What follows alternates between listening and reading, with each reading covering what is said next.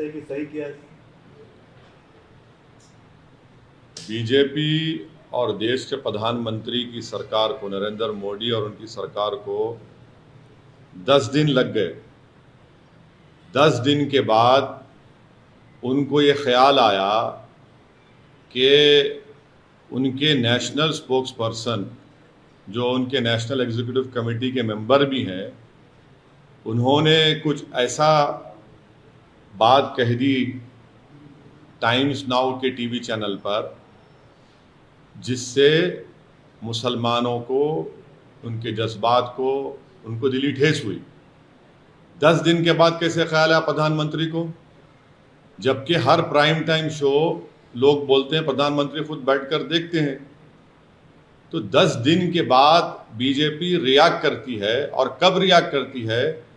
जब देश के वाइस प्रेसिडेंट ख़तर को पहुंच रहे हैं, तो प्लेन में जो प्लेन में होते हैं, तो उनसे कहा जाता है कि आपका जो बैंक्वेट था वो कैंसिल कर दिया गया है।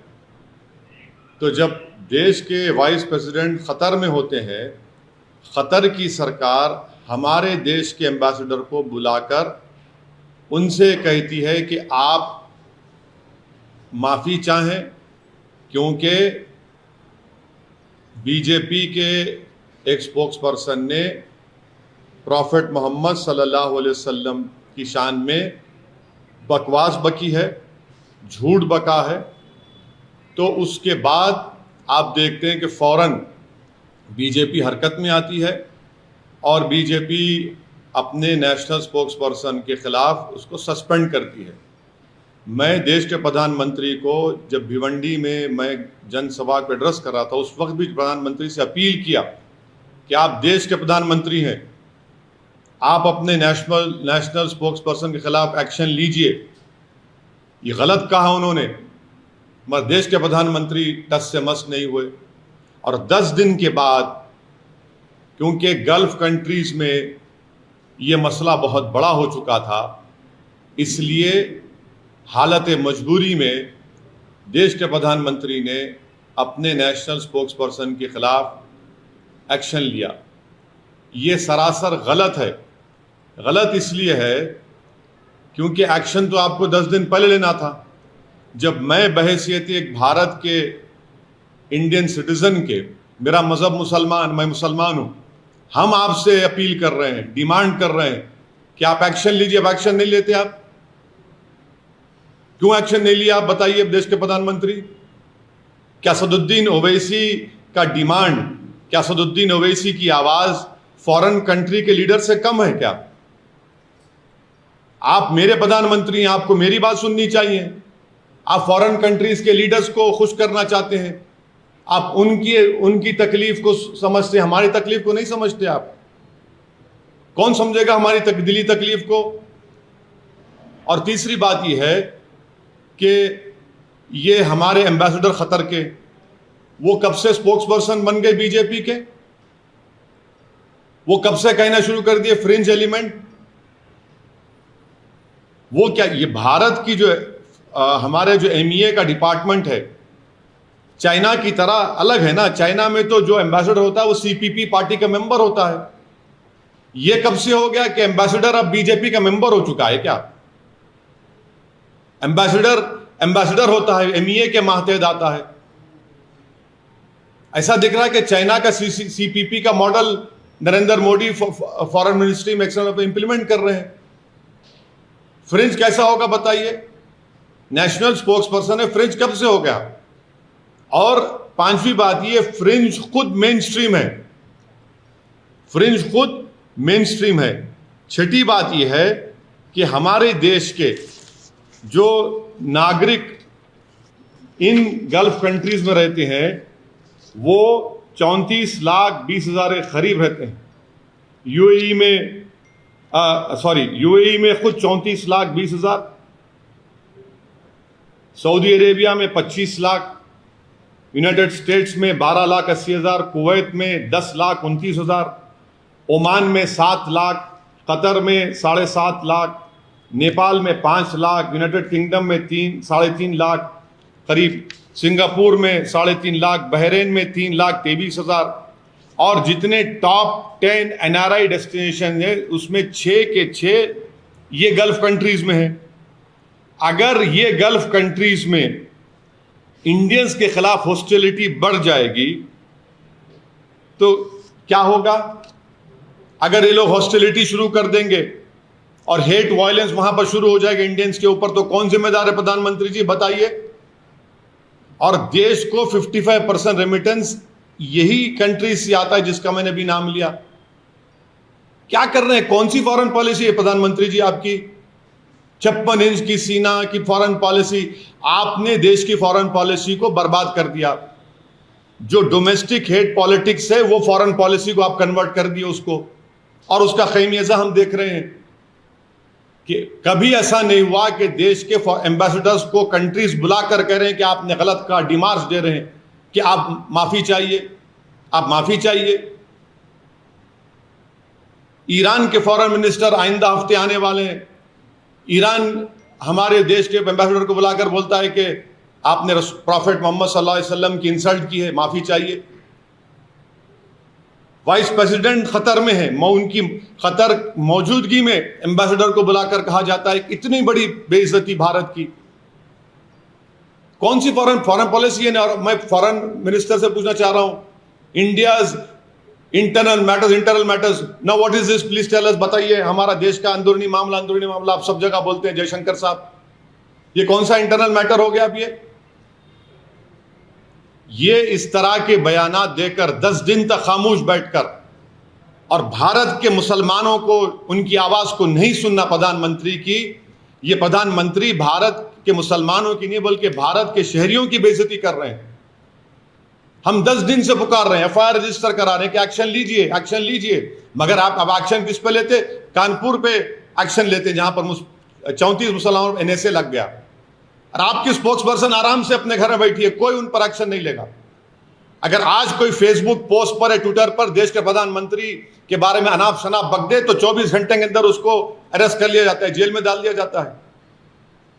कि देश के प्रधानमंत्री को अगर कोई अनाप शनाप बकेगा और प्रॉफेट मोहम्मद के बारे में अनाप शनाप बकेगा तो आप एक्शन नहीं लेंगे, देश के प्रधानमंत्री पे लेंगे। हम 10 दिन से पुकार रहे हैं एक्शन लीजिए, आप हमारे प्रधानमंत्री, आप एक्शन नहीं लेते।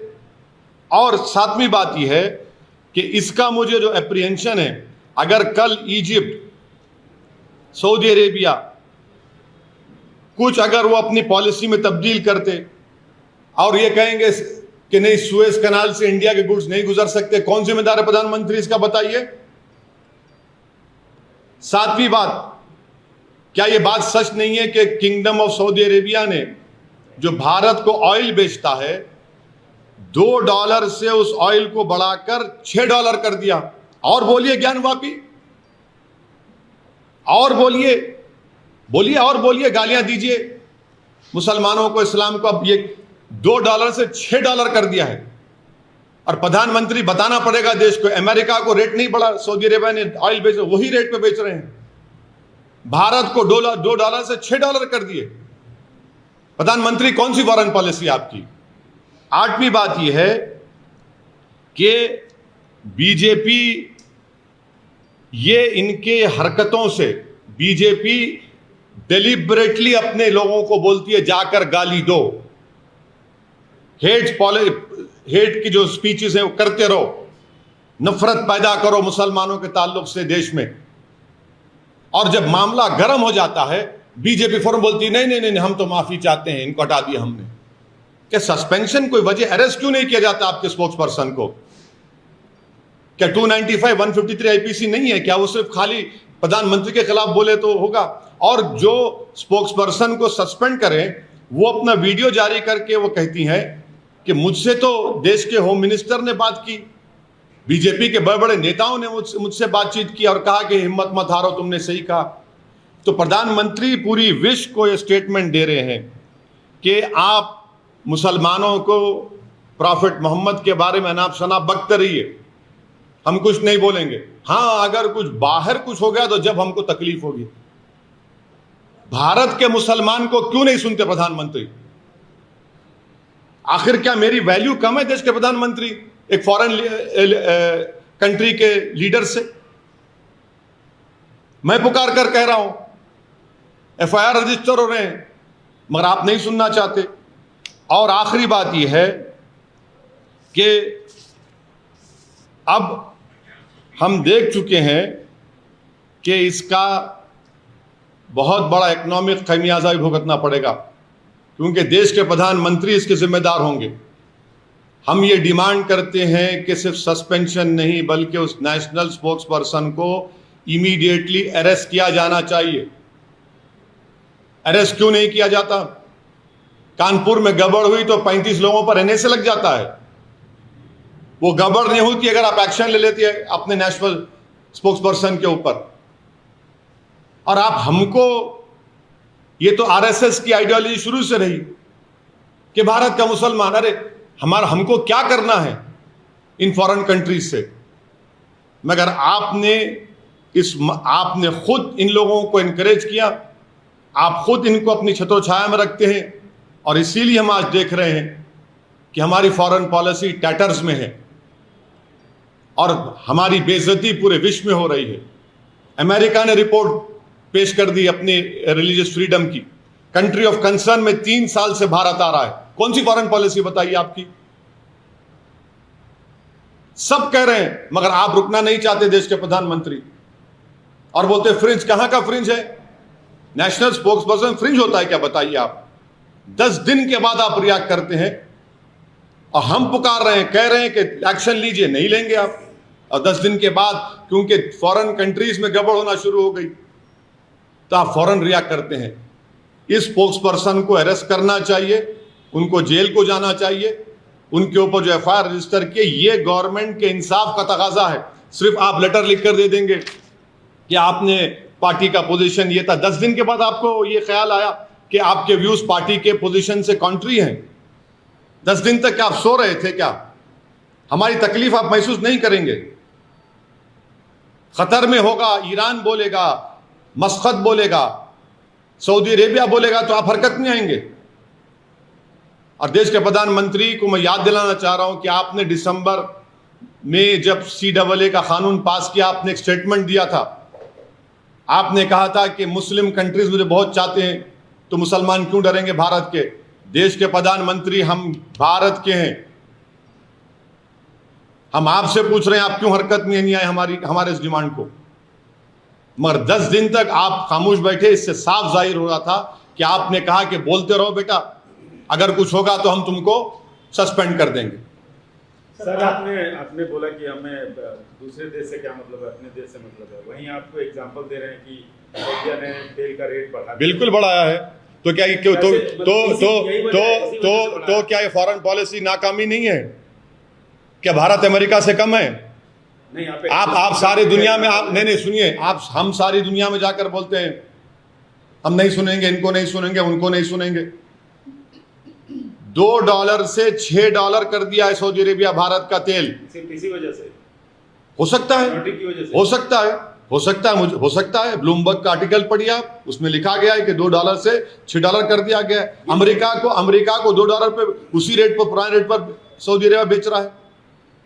तो आप ये कहना चाहते हैं कि मुस्लिमों के साथ यहाँ पे हो रहा है, इस वजह से बढ़ा दिया? मैं ये कह रहा हूं कि आपकी फॉरेन पॉलिसी जो है बिल्कुल नाकाम फॉरेन पॉलिसी है। कैसे सऊदी अरेबिया हमको $2 से $6 में बेच रहा है, अमेरिका को $2 में बेच रहा है? क्यों भाई? आप खुद कहते हैं ना फॉरेन पॉलिसी चेंज हो गई, हम वो हो गया, ये हो गया, बड़े बड़ी बातें करते हैं। हमें जवाब दें इसका।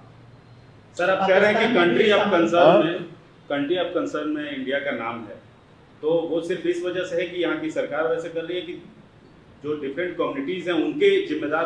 अमेरिका से देश के प्रधानमंत्री ने कहा कि हमारे स्ट्रेटेजिक रिलेशनशिप है,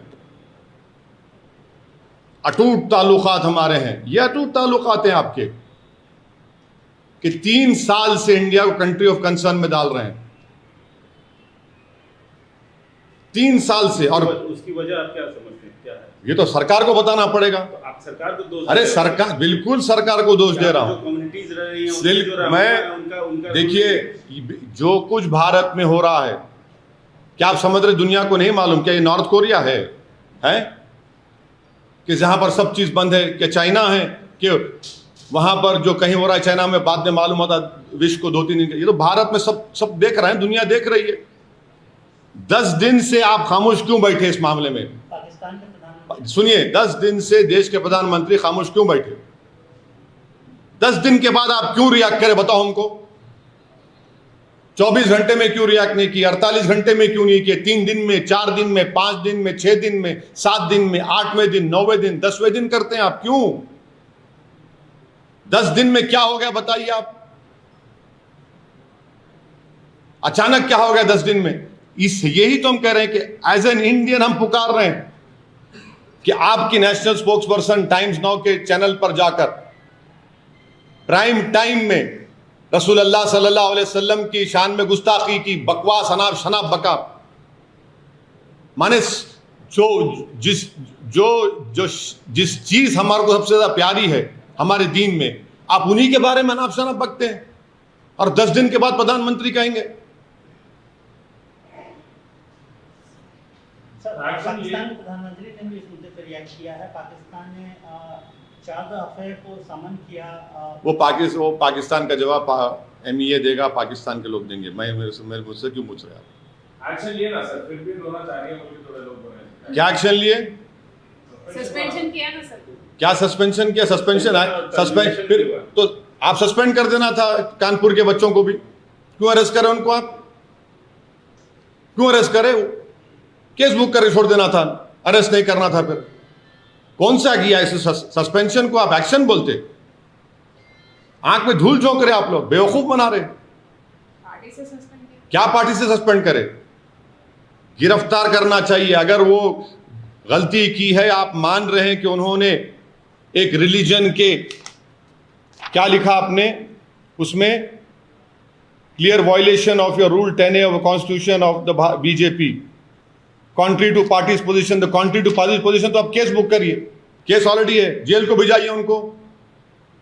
जिसको आपने सस्पेंड किया वो खुद वीडियो बनाकर कह रही है कि देश के होम मिनिस्टर ने मुझे फोन किया, महाराष्ट्र के एक चीफ मिनिस्टर ने मुझे फोन किया, बीजेपी के बड़े बड़े नेताओं ने मुझे फोन किया। 10 दिन तक आप क्यों खामोश बैठ रहे हैं? क्यों खामोश बैठे 10 दिन आप? हम पुकार कर कह रहे हैं। और एक बात सुन लीजिए, ये जितने सो कॉल्ड सेक्युलर पार्टीज है, इनके मुंह में भी दही जम गई थी। सिर्फ हम ही बोल रहे थे एज ए पॉलिटिकल पार्टी, और केरला में मुस्लिम लीग बोल रही थी पॉलिटिकल पार्टीज का। दूसरे तमाम जो सो कॉल्ड सेक्युलर पार्टी, वो तो बोल ही नहीं रहे थे, कुछ नहीं बोल रहे थे। अब बोल रहे हैं कल से। हम तो, आप गवाह हैं मीडिया के लोग, हम तो शुरू दिन से बोल रहे हैं। हैदराबाद में हम लोग जाकर कंप्लेन किए, पूरे उलेमाओं को ऑर्गेनाइजेशन साथ लेकर FIR दर्ज हुआ, मगर पूरे secular party, so called secular parties कल रात से अचानक हरकत में आ गए। सर, दूसरी तरफ नुपुर ने यह भी कहा है कि जब भी शिवलिंग की बात होती है, महादेव की बात होती है, तो काफ़ी उसको नीचा दिखाकर बात करते हैं, शिवलिंग को फवारा बोलते हैं। तो इससे क्या रिलीजियस सेंटिमेंट हर्ट नहीं होते सर? अगर आपको इतना था तो कानून को क्यों इस्तेमाल नहीं करते आप? कानून को क्यों इस्तेमाल नहीं किया आप? एक national prime time TV channel पर जाकर अनाप शनाप बकते हैं आप, अनाप शनाप बकते हैं आप कि पहली मर्तबा बोला गया ये जो धर्म संसद में क्या क्या नहीं बका जा रहा है, अभी बका जा रहा है। जिसका जो बेल पर निकला वो शख्स, उसने कल एक वीडियो जारी करके प्रॉफेट मोहम्मद के बारे में फिर अनाप शनाप बका। हर जगह ख्वाजा गरीब नवाज के ऊपर, सुल्तान हिंद पर अनाप शनाप बका जाता है। आप ये समझ रहे हैं कि दुनिया नहीं देख रही है सब चीजों को? हमारी डोमेस्टिक पॉलिसी फॉरेन पॉलिसी में रिफ्लेक्ट करना चाह रहे प्रधानमंत्री, ये सबसे बड़ी उनकी नाकामी है।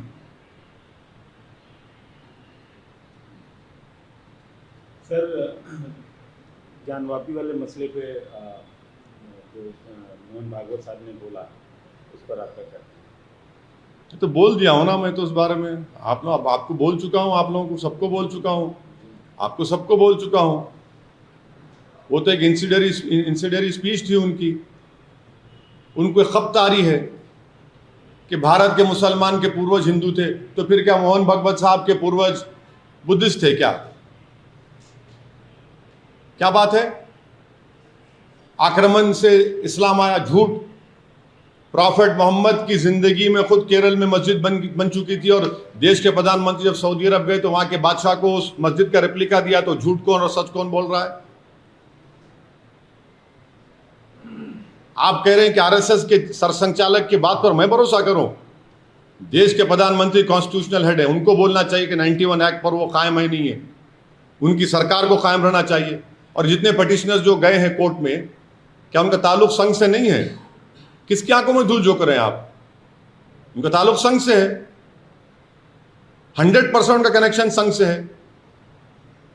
सर क्या माफी में एक संत अभी भी जिद पे अड़े हुए हैं उस शिवलिंग क्या? पूजा करने के लिए, क्या? पर जल चढ़ाने के लिए? कौन? ज्ञान माफी पे एक संत है जो अभी भी जिद पे अड़े हुए हैं। वहाँ पे पूजा होनी चाहिए, वो शिवलिंग जो ज्ञानवापी में। हाँ, वही तो मैं कह रहा हूं ना, उनका ताल्लुक किससे बताइए? जो मथुरा की ईदगाह के मामले में जो गए हैं 50 साल 55 साल पहले, मुसलमान हिंदू भाइयों ने बैठकर तस्वीर कर लिया, मुसलमानों ने ईदगाह की जमीन मंदिर को दी, आलीशान वहां पर कृष्ण जन्मस्थान की मंदिर तामीर हो गई। आप जाकर कहते हैं कि नहीं हमको दो वो एरिया। ये सब के संग से नहीं है इनका ताल्लुक। किसकी आंखों में धूल झोंक रहे हैं? आप बोल रहे हैं कि वो ये सब आप कोर्ट को भिजाएंगे, सब तमाशे करेंगे, और फिर टीवी चैनल पर 6-7 दिन से यही टॉपिक चल रहा है। टीवी चैनल तो वहां पर एक कैमरा लगा दिए, बोले ये क्या है, एक एक आदमी को बिठा के। आप लोग ही तो किए ना, मीडिया के लोग 1-1 घंटा प्राइम टाइम पे, ये क्या है, उसका ये हिस्सा देखिए, उसका। हम ये बोल रहे हैं कि 91 का एक्ट फाइनल है। 91 का एक्ट ने कह दिया कि 15 अगस्त 1947 को जो मंदिर, मस्जिद, गिरजाघर थी, गुरुद्वारा था, उसको नहीं तब्दील किया जाएगा, किस्सा खत्म। लेकिन सर जो वीडियोस, जो संशोधन लाने की बात कर रहे हैं सर, 1991 एक्ट को भी, इसमें भी संशोधन लाने की बात कर रहे हैं यहाँ के अंदर। और जो सर्वे वीडियो जो बाहर आया है उसमें भी तो देखिए आप लोगों ने भी, आपके चैनल ने भी मैडम, रिपब्लिक टीवी चैनल ने भी एक चलाया था। आप मोहन भागवत पे क्या बोलेंगे? अब आप बोलिए, अब आपने क्या क्या चैनल, क्या क्या आपने कहा गया? ऐसा दिख रहा था कि कोर्ट आप लोग बन गए, एंकर ऑनरेबल जज बन चुका है। तो आप उनके बयान पे तो सर आपको खुश होना चाहिए। वो बोले क्यों खुश होऊंगा मैं क्यों?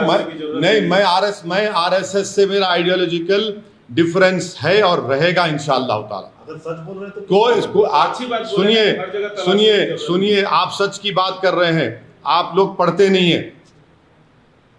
आप लोगों को आदत डालना चाहिए, बड़ी हमदर्दी से आपको बोल रहा हूँ। आप बेहतरीन जर्नलिस्ट हैं, आप तमाम लोग। अल्लाह करे कि आपका मुस्तकबिल और रोशन हो, आप बड़े बड़े टीवी चैनल में जाकर काम करें। हो सकता है कि आप 6 बजे और 9 बजे के एंकर ही बन जाएंगे कभी। हम आपसे एक ही रिक्वेस्ट कर रहे हैं कि नाथूराम गोडसे के भाई का स्टेटमेंट पढ़िए, जो उन्होंने अडवाणी साहब के बारे में क्रिटिसाइज कर कहा कि अडवाणी झूठ बोल रहे हैं। नाथूराम गोडसे और हम पूरे गोडसे भाई तो आरएसएस से थे, ताल्लुक था हमारा। आप सच्चाई की बात कर रहे हैं। सर गॉडसे की बात है तो कंट्रोवर्सी कर्नाटका में स्टार्ट हुई है, मतलब controversy related in Karnataka. Street has been named after Nathuram Godse road in Paduguri Golagram panchayat limits in coastal Karnataka. Congress says this is nothing surprising under BJP. It's Godse's India, not Gandhi's India. What would you like to say? ऐसा है ना कि दिल में गोडसे, जबान पे गांधी, यही तो है। दिल में गोडसे, जबान पे बाबा साहब अंबेडकर, दिल में गोडसे, जबान पर ज्योतिराव फूले। ये सर बीजेपी और हाँ, पूरे सांग बीजेपी सब है इसमें। सर अभी 3-4 दिन से हैदराबाद में एक बहुत बड़ा मसला चल रहा है गैंग रेप का, और आपके एमएलए का भी law will take its own course, इस पे तय बोलना है मेरे को। अरे इतना बड़ा भाई, law will take its own course. अब मॉरल हाई ग्राउंड बिल्कुल ले लिए। कोई मॉरल हाई ग्राउंड कोई नहीं ले रहे। हीनियस क्राइम है। सुनिए, आप बहस मत करिए। हीनियस क्राइम है, law will take its own course, law will take its own course. तो आप फिक्र मत करिए। सर, जम्मू कश्मीर में जो टारगेट किलिंग हो रही है सर, उस पर आपका क्या कहना है? क्योंकि सेलेक्टिव अब आप लोग जो है बीजेपी के स्पोक्सपर्सन को बचाने की पूरी कोशिश कर रहे हैं आप लोग। फीलिंग हो रही ना सर? नहीं, अब आप लोग जो है जो जिस मुद्दे पे हम आप लोगों को तकलीफ दी आने के लिए, अब आप लोग अब अपने एजेंडे पे आ गए। अब नहीं सुनिए, इस पर सुनिए, मैं बोल रहा हूं आपको, मैं ठहरो ना।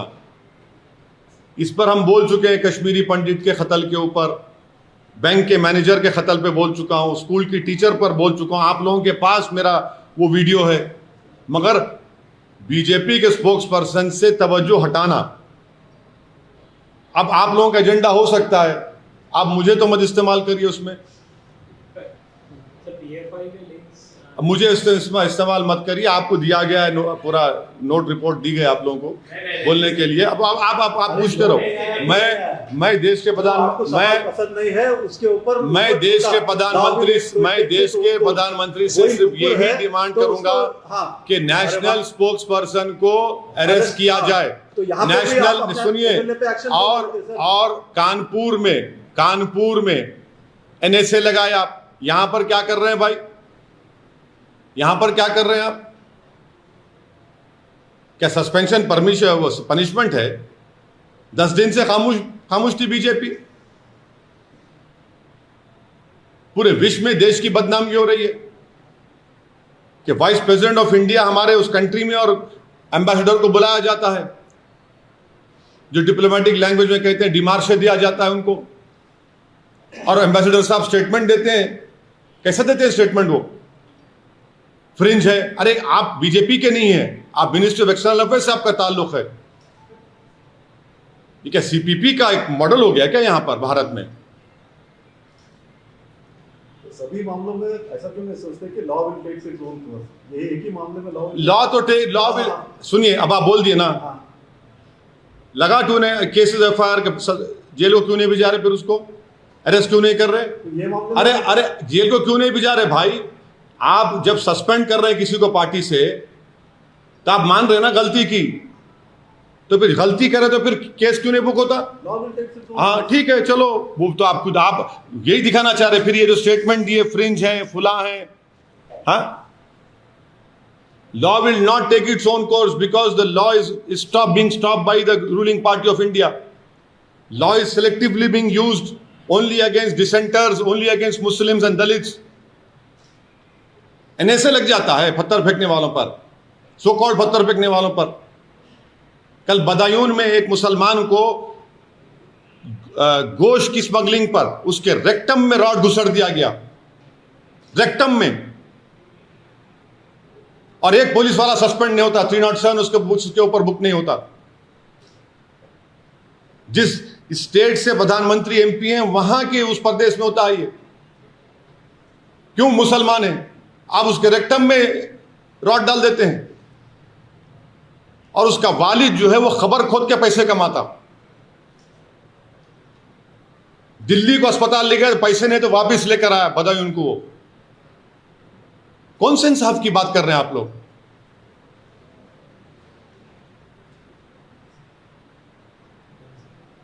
चलिए सर, थैंक यू।